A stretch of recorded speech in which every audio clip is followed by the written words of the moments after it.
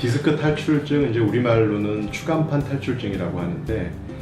보통 환자분들은 디스크 얘기를 하죠. 근데 디스크라고 하는 건 질병 이름은 아니고 이제 해부학적인 구조예요. 우리 척추는 이 대나무 같은 통뼈로 이루어진 게 아니라 이렇게 하나하나의 뼈들이 5개의 뼈가 이 뼈와 뼈를 연골하는 연골로 이루어져 있는데, 이 연골을 우리가 디스크라고 부릅니다. 디스크는 단일 성분이 아니라 사실은 3가지의 복합적인 구조물로 이루어져 있는데, 첫 번째가 내부에 있는 말랑말랑한 젤라틴 성질의 수핵이라고 하는 게 있고요. 그게 밖으로 나오지 못하도록 이렇게 감싸주는 섬유륜이라고 해서 그런 그 질긴 고무타이어 같은 그런 구조가 하나가 있고, 그 다음에 이제 뼈에 인접해서 뼈와 붙여주는 종판이라고 하는 비교적 좀 딱딱한 성분의 뼈 비슷한 그런 구조, 그 3가지 구조의 복합체를 우리가 추간판이라고 합니다. 근데 어떤 원인이든지 간에 대개는 퇴행성 원인입니다만, 그 섬유륜에 어떤 균열이 생기면서 내부에 있던 수액이 이 밖으로 이렇게 터져 나오는 그런 현상을 우리가 추간판 탈출증, 디스크 탈출증이라고 부르는데, 사실 뭐 터져 나가는 위치에 따라, 밀려 나가는 위치에 따라 아무 증상이 없을 수도 있지만, 여기 보시는 이 모형처럼 만약에 이게 이렇게 뒤쪽으로 밀려 나오면서 이 신경을, 이 탈출된 수액이 이게 신경을 누른다면 이 신경이 압박에 의한 어떤 통증이라든가 근력 저하 같은 그런 증상을 일으키게 되는데, 그런 질환을 우리가 디스크 탈출증, 추간판 탈출증이라고 부릅니다.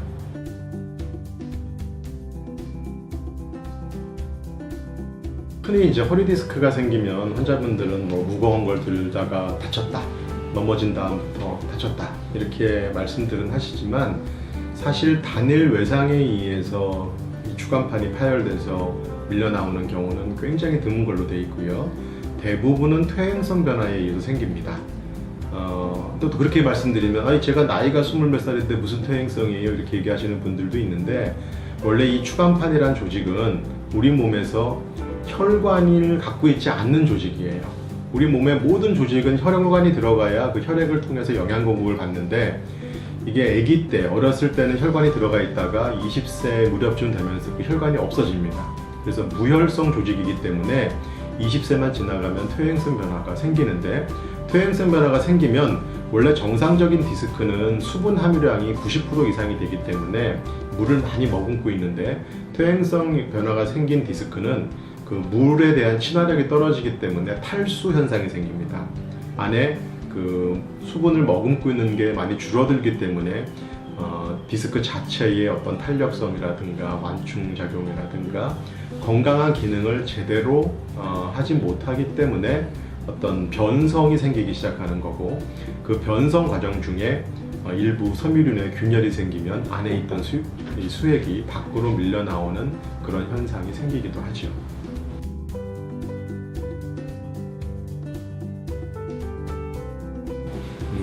허리 디스크의 증상은 다양하게 나타날 수 있는데,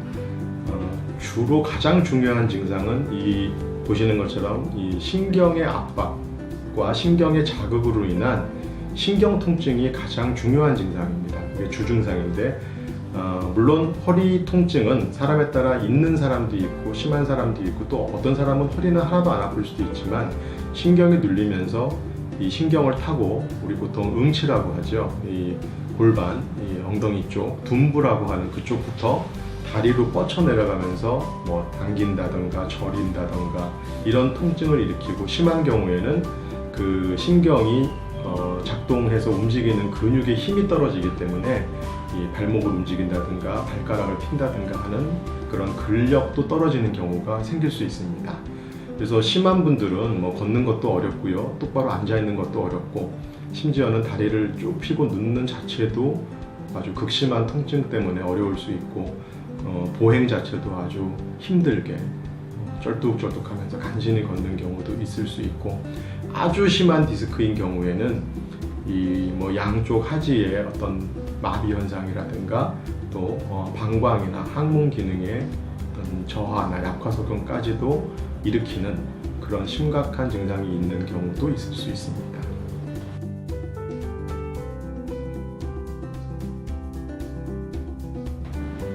그렇지 않습니다.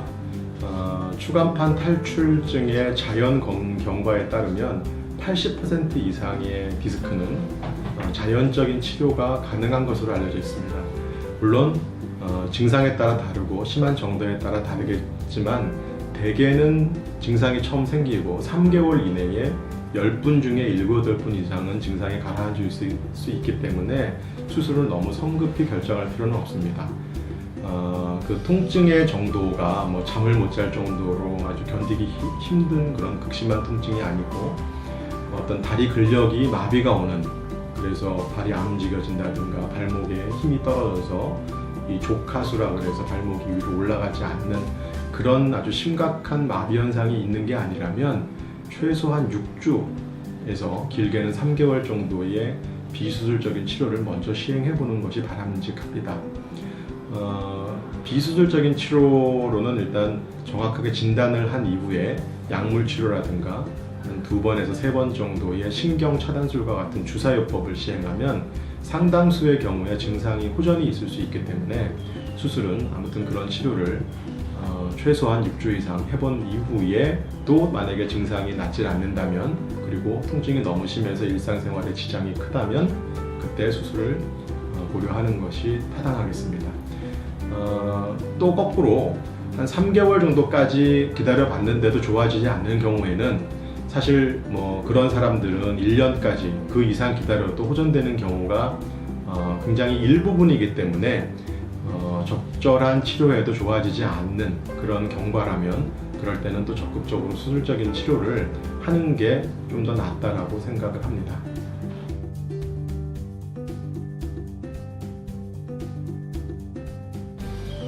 결국에 이 추간판 탈출증에서 수술의 목적은 탈출돼서 파열돼서 탈출된 디스크 조직, 수액 조직이 신경을 압박하고 있으니까 그것을 제거해서 신경의 압력을 줄여주려고 하는 거죠. 좀 쉽게 얘기하면 신경을 풀어주려고 하는 건데 그 푸는 방법, 그걸 제거하는 방법은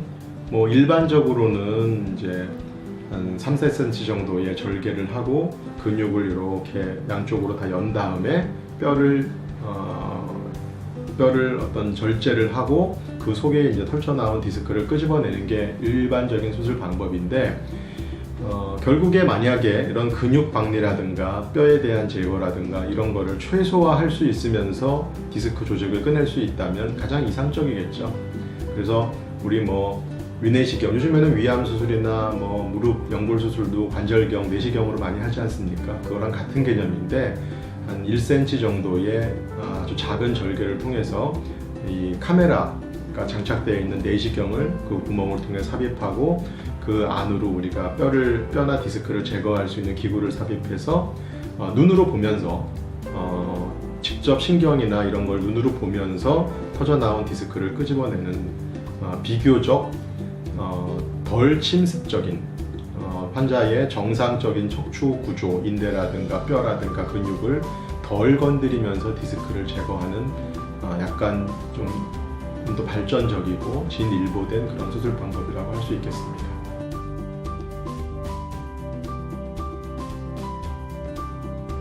한마디로 얘기하면 절개를 하고 근육을 박리하고 수술을 하느냐, 아니면 절개 없이 내시경 카메라만 집어넣고 디스크를 제거하느냐의 차이인 것 같은데 미세현미경 수술도 그것도 굉장히 결과가 좋고 그 다음에 회복이 그렇게 나쁘지 않은 좋은 방법의 수술입니다. 다만 모든 경우에 그런 건 아니지만 어떤 경우에는 그런 정도의 절개나 근육 또 정상적인 근육의 손상 없이도 디스크가 제거될 수 있는 경우가 있기 때문에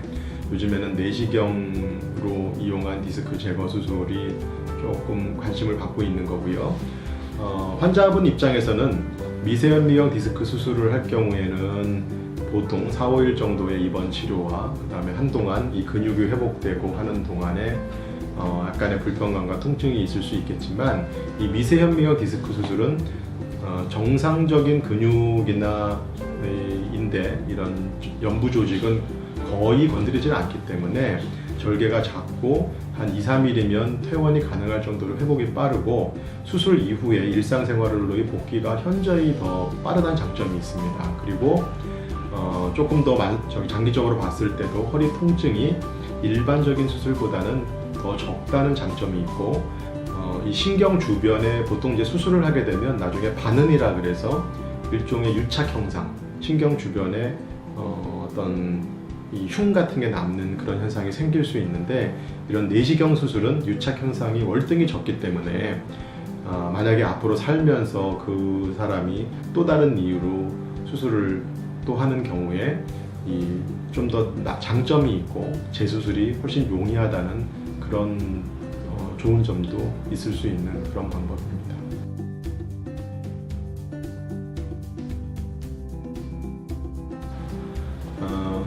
내시경과 디스크 제거 수술은 수술 중 발생되는 출혈이 거의 없고, 또 수술 이후에도 환자가 보행이 굉장히 즉각적으로 수술 당일날도 가능하고 다음날부터 거의 모든 환자들이 보행을 가능하고 2, 3일이면 퇴원도 할 수 있기 때문에 고령의 환자들한테 더 적합한 수술 방법입니다. 또 대개 80세 이상의 고령 환자분들이나 아니면 내과적인 질환이 있어서 전신 마취 위험성이 있는, 부담이 있는 분들 같은 경우에는 척추 마취 하에서도 수술이 가능하기 때문에 요즘에는 고령 환자나 또는 전신 질환이 있어서 수술을 예전 같으면 시행하기가 어려웠던 경우에도 이 PALD 수술은 용이하게 할 수 있다는 장점이 있습니다.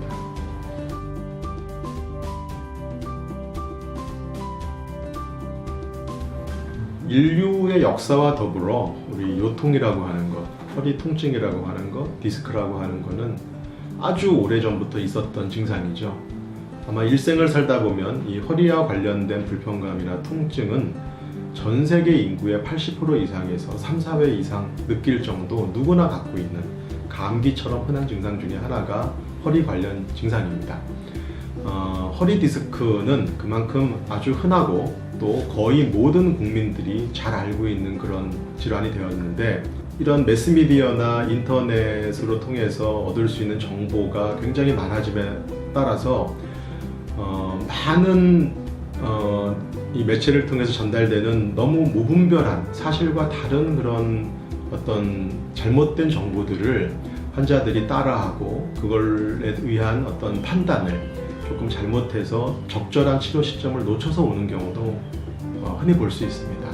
그래서 우리가 어떤 인터넷이나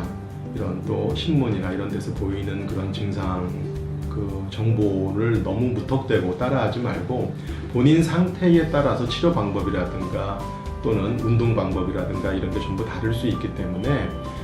어떤 전문가의 세밀한 진찰하고 영상 검사 후에 본인의 상태에 대한 정확한 진단을 받고 가장 최선의 치료 방침을 결정하는 게 무엇보다 중요할 것 같습니다. 그리고 이제 건강한 척추 또 건강한 허리를 위해서 무엇보다 중요한 것도 꾸준한 운동이라 할 수 있겠습니다. 허리 디스크를 예방하기도 하고 질환을 앓고 있는 환자들에게도 허리 근력을 키워주는 운동은 필요합니다. 수영이라든가 헬스, 요즘엔 필라테스 이런 여러 다양한 운동들이 척추 근력 강화에 도움이 되는 운동으로 알려져 있습니다. 하지만 앞서 말씀드린 것처럼 이런 모든 치료 방법이나 또 예방 방법은 그 질환을 앓고 있는 개개인의 상태에 따라 전부 개별화, 차별화돼서 이루어지는 것이기 때문에 본인이 스스로 섣불리 판단해서 무턱대고 시행하는 것은 좀 위험성이 있을 수 있으니 정확한 진단 하에 전문의와 상의해서 결정하셨으면 좋겠습니다.